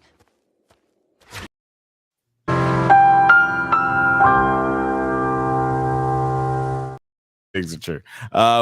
Well, we have to move on because we have been talking about this for a minute, guys. Let us know what you have thought about the boys so far. And Is we it only got two one more episode. One more episode. This is the next one. Is the last one. Next one is the last. Roll Tide, goddamn. Roll Tide. Let us know what you guys think. How you guys think this season is going to turn out. Ophelia said they're gonna regret firing her. Sage knows where all the bodies are buried. Yeah, she's definitely the smartest person in the world. Don't think it's a good idea to fire her. Film Age says no, I don't connect the dots. LOL, that's awesome. Yeah, so yeah, he didn't see the firecracker connection. I didn't, man. I was like, oh, firecracker. This bitch is a cracker ass cracker. Did you notice that they did like these long ass bits this episode? Long ass bits? The bro, like, bro. And then like all the web weaver stuff was also kind of like just like went on forever. It leads to the I comedy. think there was like another one here too. I feel like that kind of stuff this season that people are pointing out, I feel like that's always been a part of this show. And no, it's not that I hate it. I just noticed it like a lot this Right, exactly. That's what I'm saying. I feel like the distance that we have between shows. It was the same thing with the with the Deep. This was crazy with like the Deep killing his girlfriend, and then it was just like kept on like panning out like this sad music, and then she'd be like, you know what I'm saying? Yeah, she. I thought that was dumb because she was sitting in the bed earlier and she was fine at the beginning of this episode. Right. Yeah. Part of this episode. I wasn't going to bring that up because it's a very negative thing that I have to say about this one. And I could spend all night talking shit about this part because it was just really dumb. I loved it, actually. I thought it was pretty But funny. why was she sitting on the bed earlier than in the first part of the episode? Just fine. And Right. it's fine. Like, that's just dumb. Yeah, they make the quick mention that it's like, oh, you can't be outside of your tank for too long, which is why at first I was like, well, she's not going to die immediately, and then when they had the joke of her dying for a long time, it seemed funny. But guys, we got to move on to our last topic of the night. Sorry, no, you go ahead.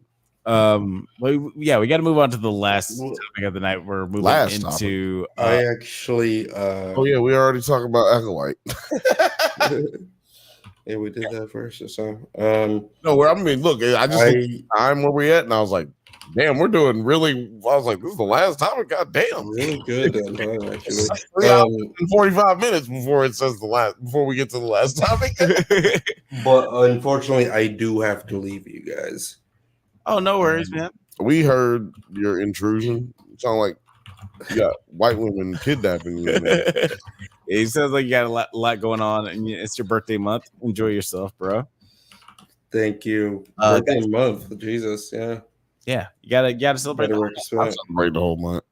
Guys, go check out the Nine Nerd Yards channel. He's got some amazing shit there. If you like Atlanta, you'll love his channel for sure. Mm-hmm. Nine. Always a pleasure. Join the Discord if you want more Thelius.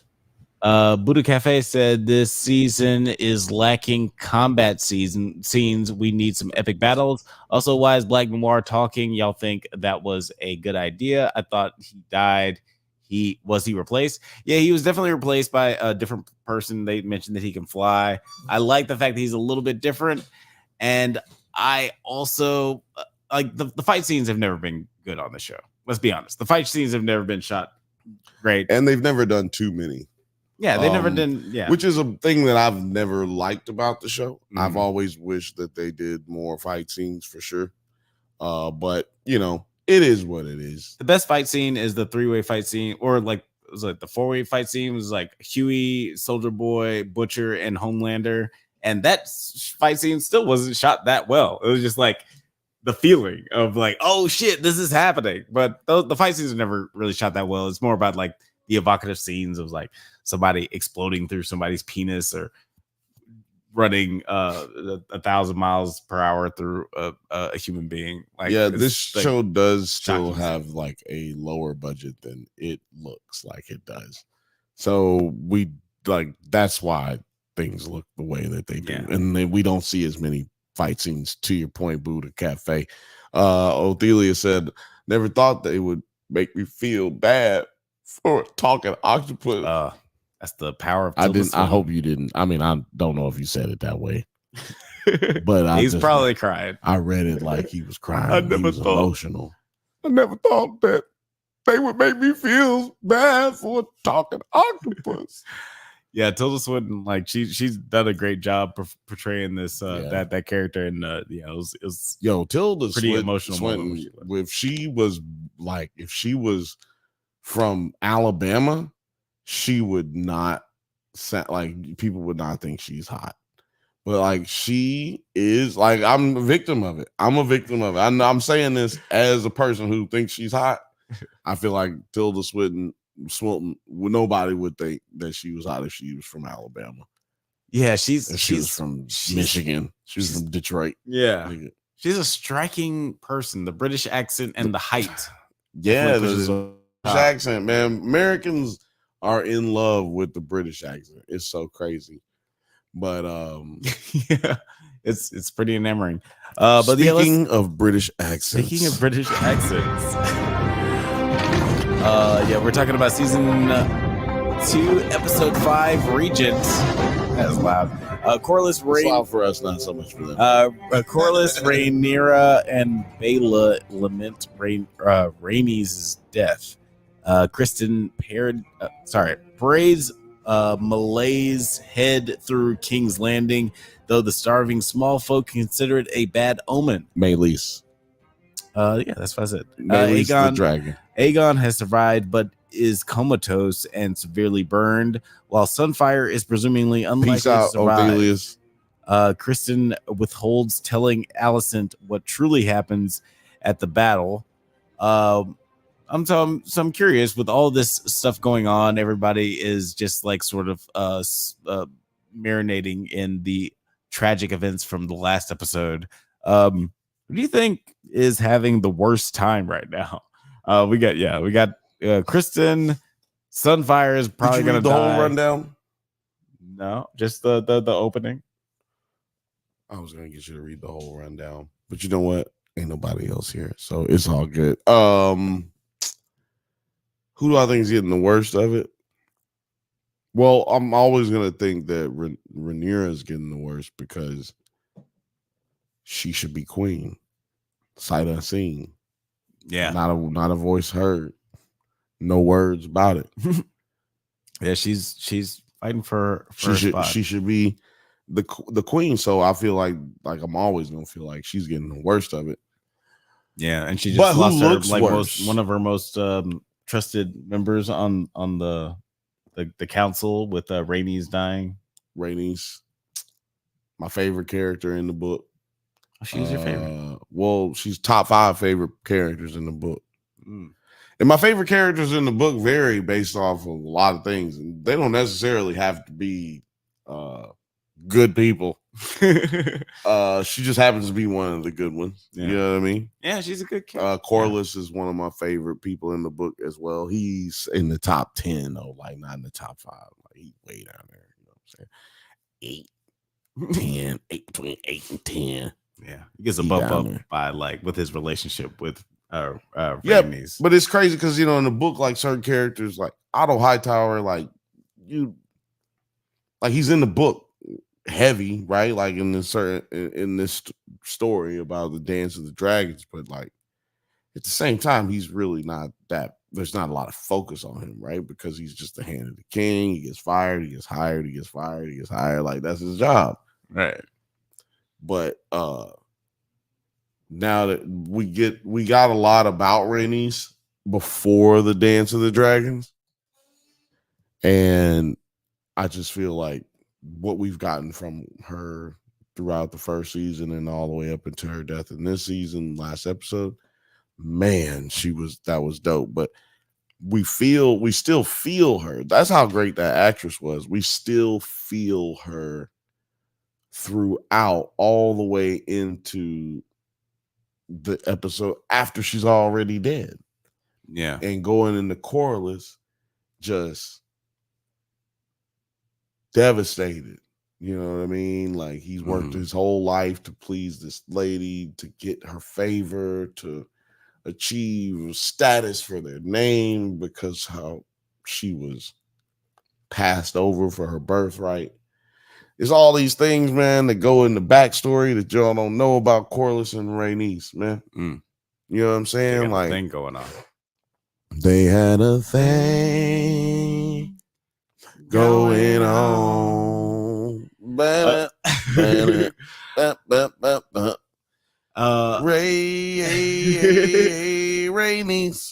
Rhaenys is gone. Rhaenys is gone. Rhaenys is gone. Rhaenys is gone. She dead.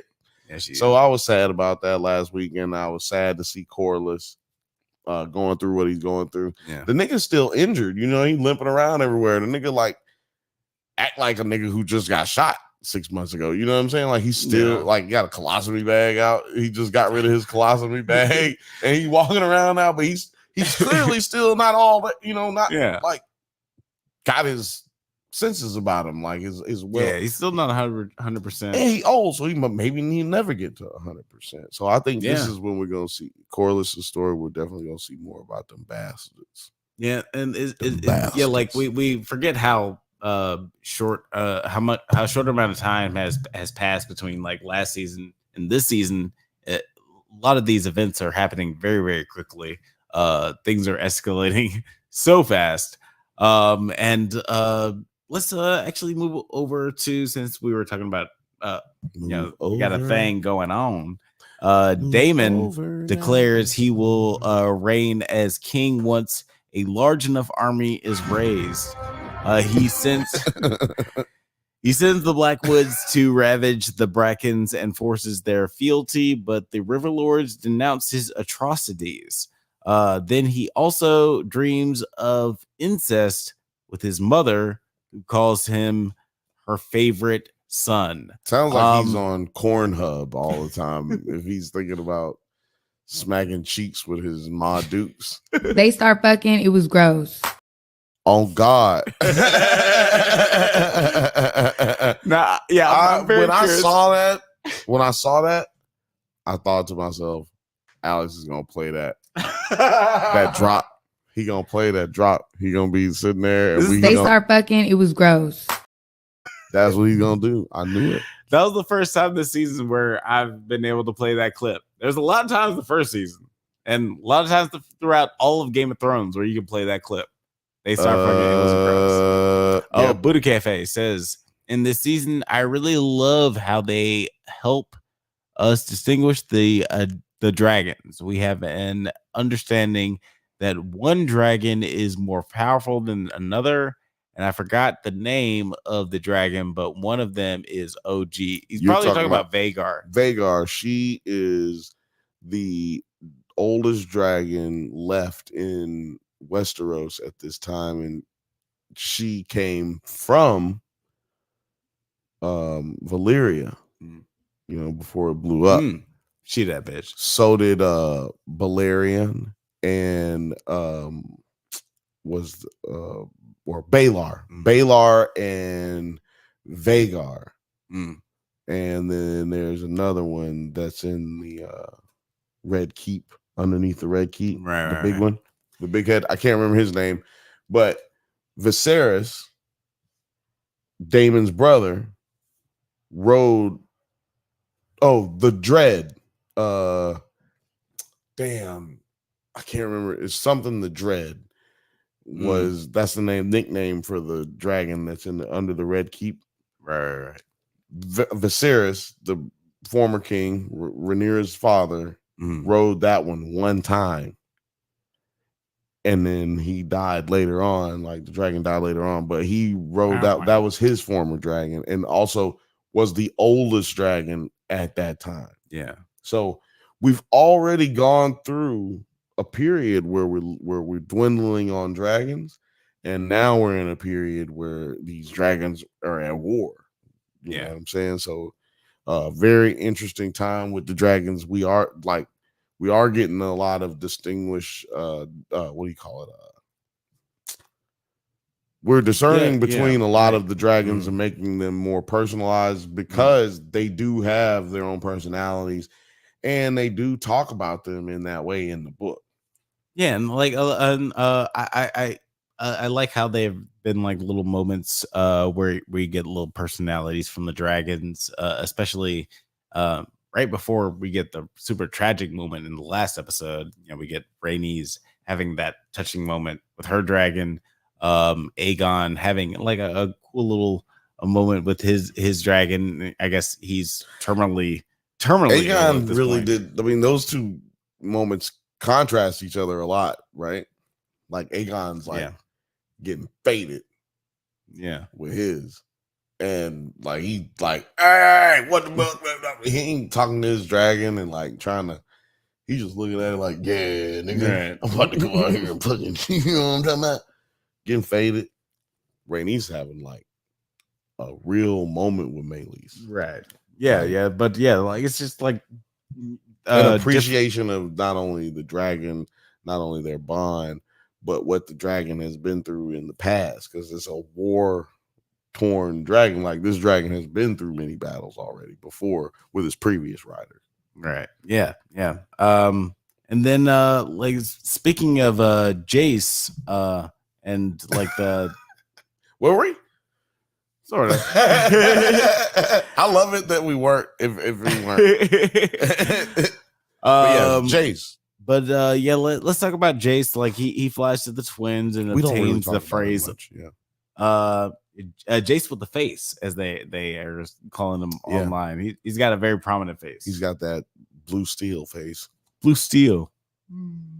Jace flies to the twins and obtains the phrase allegiance in exchange for Harrenhal. Mysaria has Rhaenyra send a maid to King's Landing as a spy. So it's kind of interesting to see how that'll play out. We only got one episode left this season, but we'll see if that sparks any drama. Let me see your blue steel or your Jace face. It's not good for the listening audience. I'll never make it. Yeah, but that's if you're listening on wherever you listen to your podcast, come over to YouTube and see that beautiful blue steel face. Yeah, you know where the timestamp is, fool.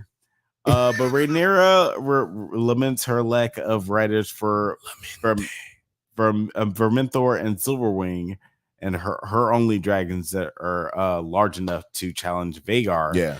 But Jace suggests that they go to other houses for Valyrian descendants to recruit for their cause. How do you feel about this decision to go outside of like the world that we know and just like start exploring these other houses for other Valyrian allies?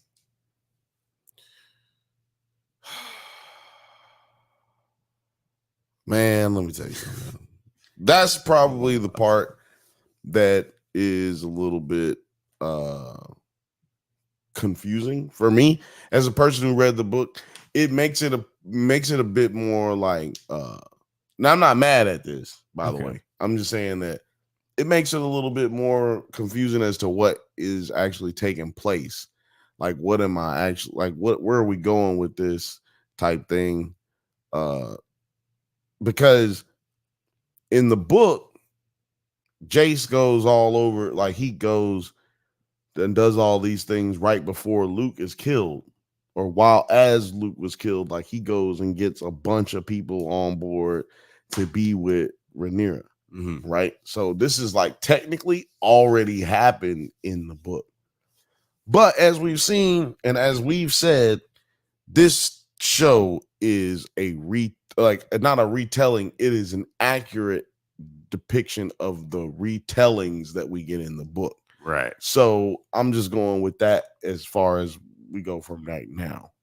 Just check out these comments right here. Oh yeah, Buddha Cafe said they just need to throttle back on the politics and step in on combat. I say that because there are too many hidden messages. I guess it depends on what you're enjoying from the show. Like Let's I've always stay on that. Yeah, go yeah, ahead. I've always really enjoyed the inner politics and the machinations of Game of Thrones and this world in general. That's why Cersei is my favorite character in all of this universe. And in my brain, the first Game of Thrones show ends in season 6, where she's sitting on the throne. That's the last image of Game of Thrones for me. That's how Game of Thrones ends, is Cersei on the throne. Because I just like the idea of just like these characters who aren't necessarily like physically strong, able to manipulate the politics. That's why Jon Snow is a better ending with him on the throne. Because the bastard ends up on the throne. Buddha Cafe agrees with you though. I feel like the message, I feel like the reason that there are too many messages, or it may feel like, oh, hold on. What's this one? What's it say? Z gets the throne. Who's Z? Who's Z? Z gets the throne. Sarah Z? Who's CSZ? Hold on, I want to figure out before he says it. Who's Z? I don't know. Zed from Power Rangers. Nigga. Zorro. Antonio Banderas. Damn, I can't think of a Z. Who's a Z? I don't know. I don't think Aziz? No, he's canceled. Buddha Cafe says, what you said, I'm stoned. Okay, so he said Cersei at the end of the on the throne. Yeah, Cersei. That's Yeah. how he feels. They just need to throttle back on the politics. Let me just address that. Like, they need to throttle back on the politics part. The reason that they're going into a little bit of the politics is because the book watchers like myself, we ain't gonna be interested in this show if we don't get the politics, because so much of the book is just events that take place with action. Like why would we talk about conversations that were had outside of the war or whatever was pertaining to exactly what's going on? And to history goes to the victor, and it's like 4th and 5th accounts in the book. So people like myself, we're trying to get them details, the in-betweens, in between the line shit. And I've said "and" so many times just now. But with that being said, yeah, that's a good placement. Yeah, right. With that being said, I feel like they're doing a good job of a balance of that, because they can't not do what I'm saying, right? Like they can't not please the reader, right? And they can't not make it to where the viewer who's never read the book doesn't understand anything that's going on. So I do get you, Buddha Cafe, because if I didn't know the books, I would probably be a little bit more confused about certain things. But what I can tell you is, just like in Game of Thrones, this show is very good at doing foreshadowing. So if you don't know what is going to happen, if you feel like, yo, what the fuck is this? Why did they do this? And who did it? Just wait. Because the reason the Game of Thrones was so good was because of the material. The source material was so good. Look at the material. They had a lot to go off of. Yeah. But with the last season, they didn't have anything to go off of. So that was the worst season, right? So like with this, there is none of that, right? Because we're going off. We got plenty. And I don't think that they're going to. I think this is just going to deal with the Dance of the Dragons. And I don't know how far they're going to go, because like there's so much of this story that leads into so much other shit.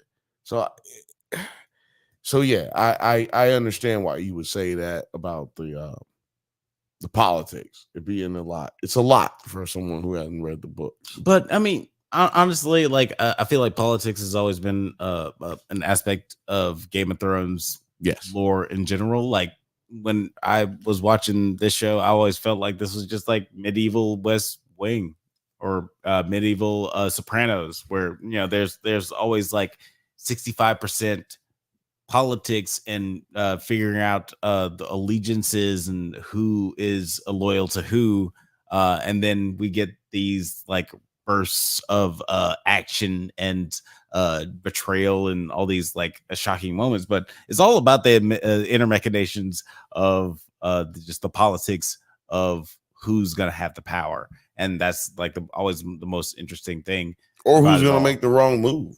Yeah, and this moment where we're in wartime is all about these chess pieces being moved around the board, and yes, trying to figure out who's gonna end up on top.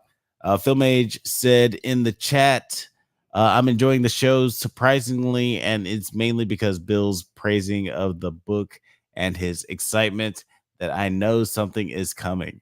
Oh, Film Age is ready for what's coming next. And Booty Cafe said 100%. Let me tell you something. See what happens next. Me tell y'all something, man.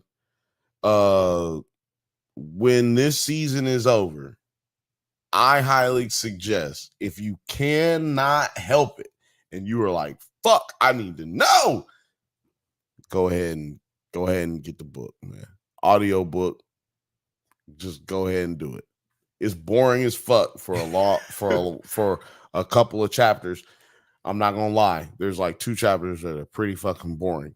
But it's the Fire and Blood book starts with Aegon's conquest. Okay. It actually starts with the doom of Valyria. So it starts off from the top of the lore and runs down everything.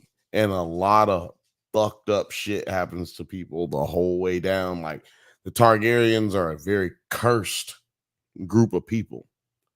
You know what I mean? Like when Varys says, when the people say that when a Targaryen is born, you flip a coin as to how it will be.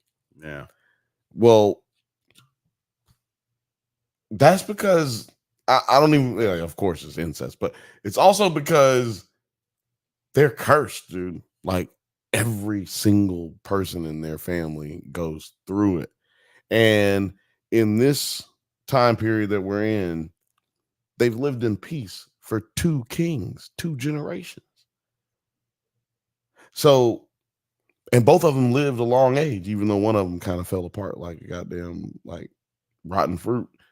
But with that being said, the things that happen after that, it's like all that peace held in all that bad, and then all that bad just came flowing out. And so, like I said, I said at the beginning of this season, there's nothing good that's going to happen in this show. There's nothing good. Like nothing ends well for anyone. Yeah. And now we've got Aegon. Everybody like to argue with me. You know what?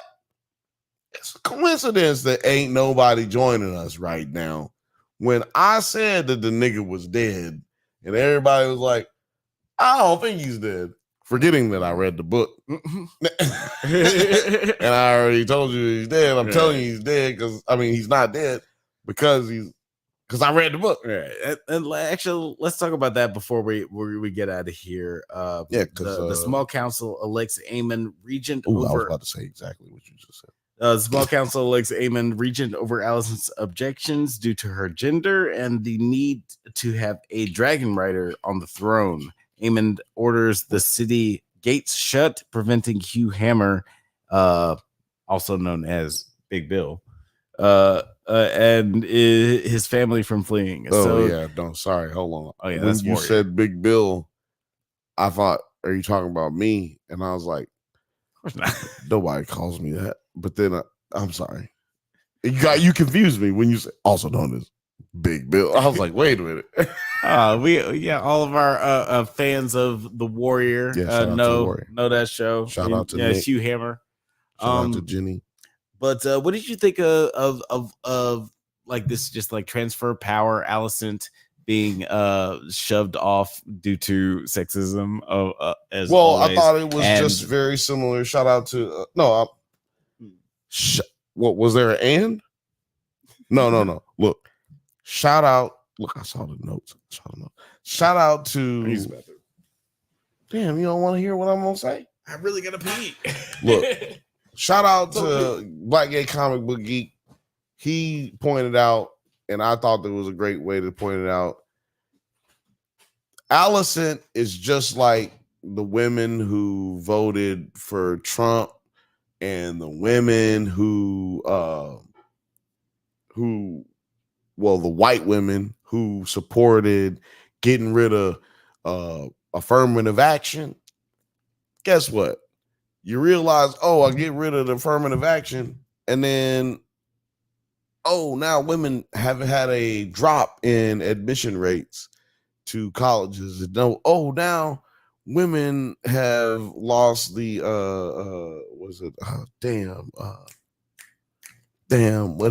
Affirmative action. Now women can't get certain jobs that they were qualified for. You didn't realize that the reason more women have jobs than men is because of affirmative action, which helps defeat the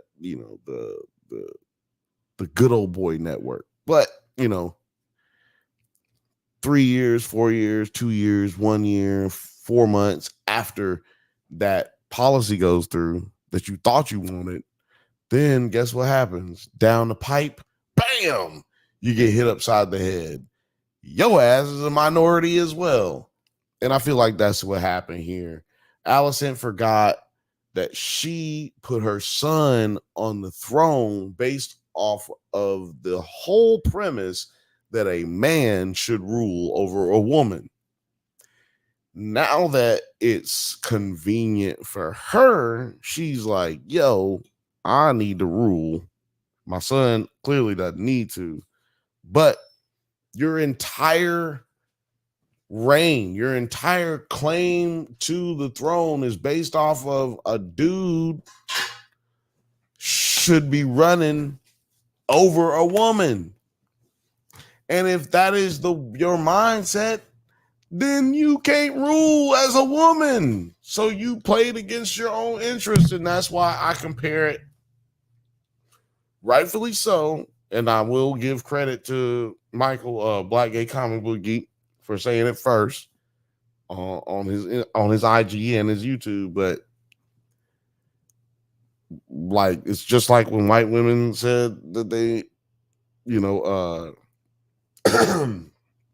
didn't want affirmative action, and then affirmative action got gone, and then they realized, we are part of affirmative action. Like, we benefit from affirmative action. Like, shit, why we get rid of that? So yeah, that kind of bit Allison in the dookie hole. Yeah, you took long. You took a long time. I said the same thing twice just now, but no, I'm just saying you took longer than my thought actually lasted. Right. Yeah, would love to have the Black Gay Comic Book Geek back on to chat about House of the Dragon. Like, let's see if we can get him on for the finale, maybe. Buddha Cafe said book or books. I'll read them. How many are them? How many are there? How many books? How many books? I have no idea how many books. There are a lot of side books and bullshit. Only one that I would suggest is Fire and Blood. Fire and Blood, that's all you need. Because, and I'll tell you this, Aegon the Conqueror TV show has already been greenlit.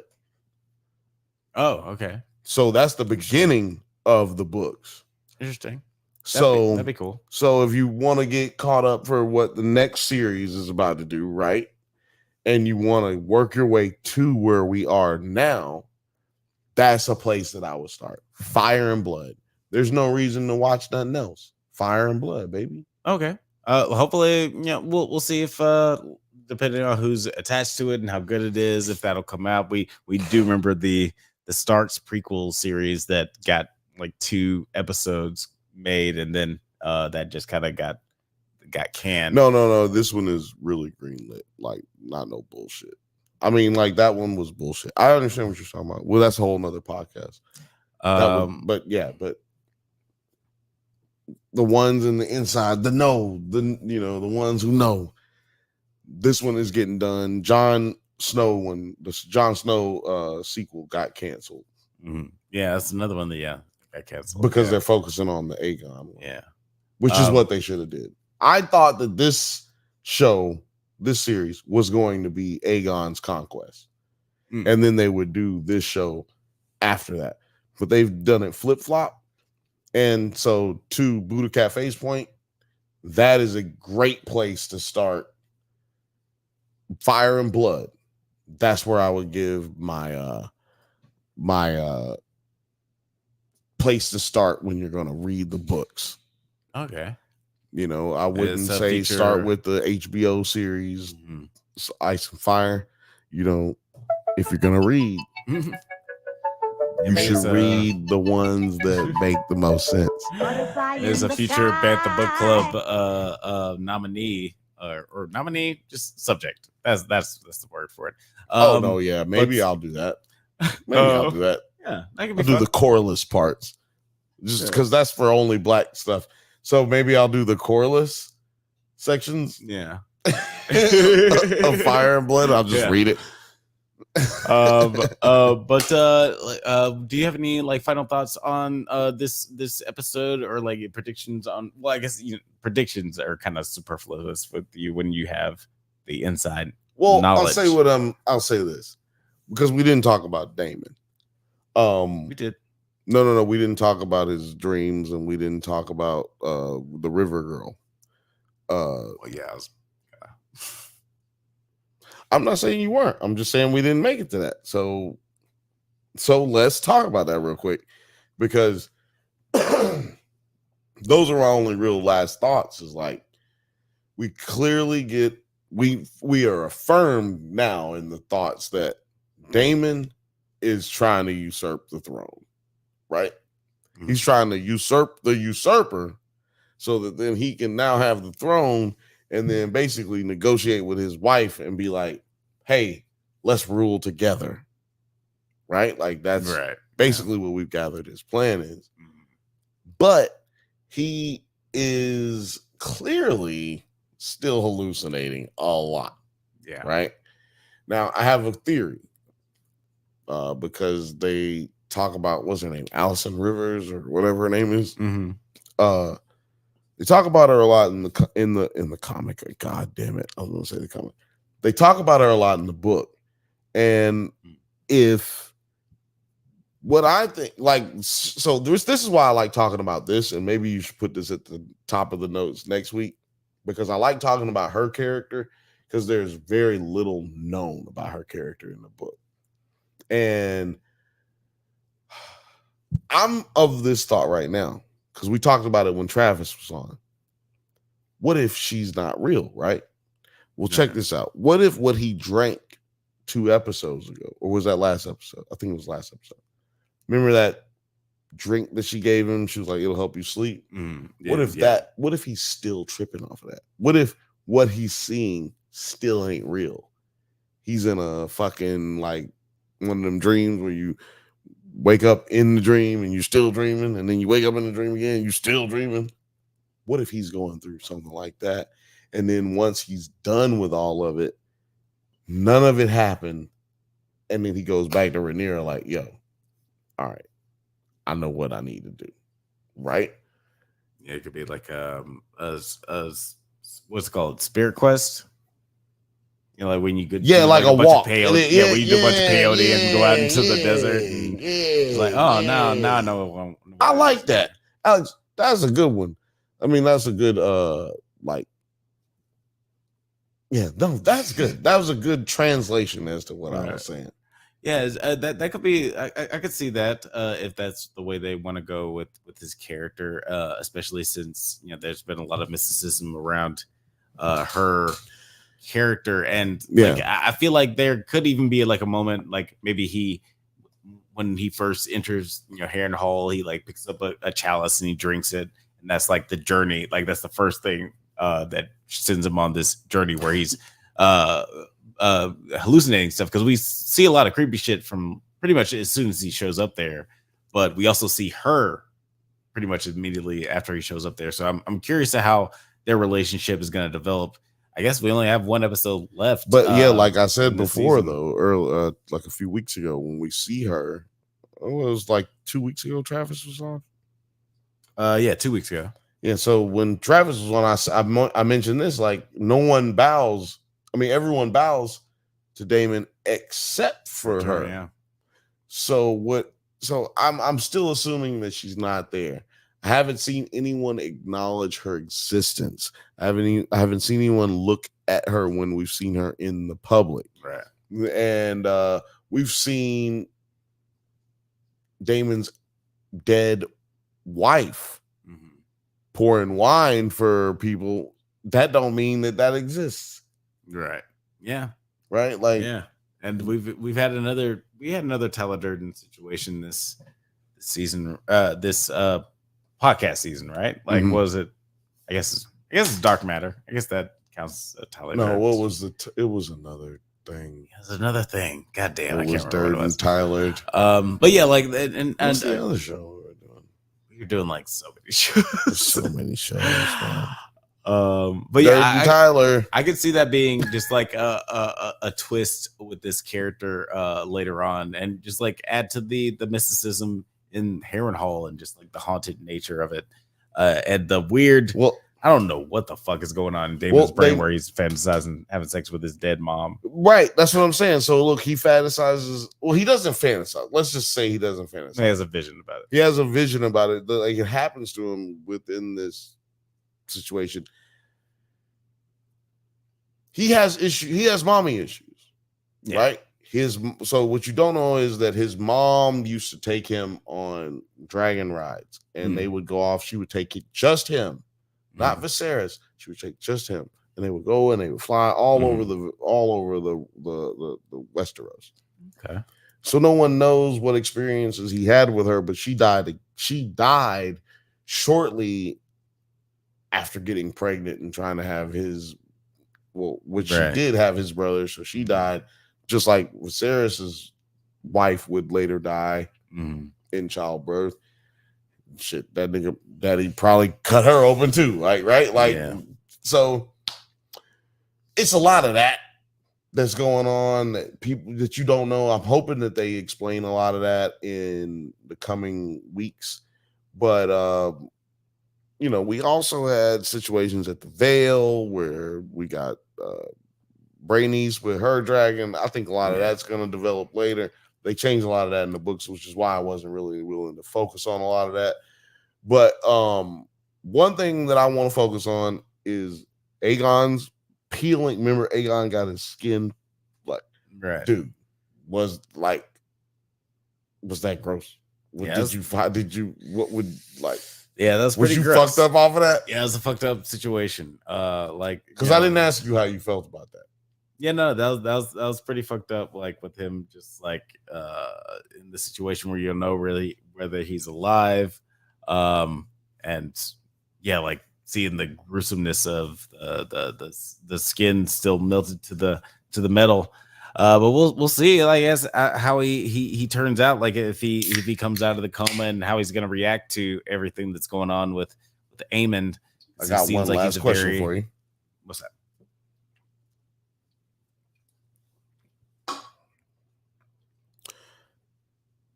That moment where his mom, Alicent, comes in and she's touching his face.